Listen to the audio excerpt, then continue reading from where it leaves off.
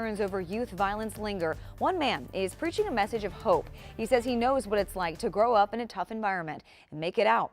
Zach Merchant has his story.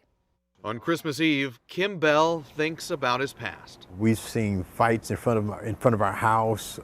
I've seen people get stabbed. I've seen dead bodies in the ground. He spent his early years in the 1960s living in the Kenilworth area of D.C. You know, I grew up in the projects. He moved to Prince George's County as a teen. I was 14 years old and started hanging out with, obviously, the wrong people, going to wrong places, and started smoking weed and getting high. And I guess by the time I was 16, I was selling drugs. He was still dealing 4 years later when a chance encounter with a man led to a discussion of faith and God.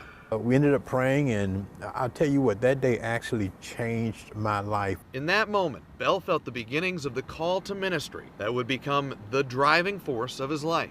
Filled with newfound purpose, he began to think about his future. He stopped selling drugs and went on to travel the world, serving in the Air Force for 20 years. I get to my first base and immediately go to the chapel and start working with the young people there. He started a family and is now back home, ministering in Prince George's County.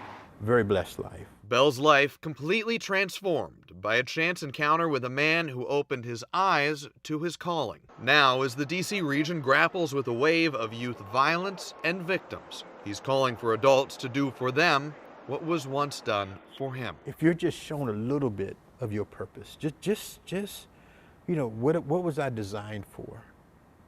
And you just step a foot in. You know how you go into a pool and you check to see if the water is cold, you stick your toe in there? Man, that's all it takes. A reminder that any life can change.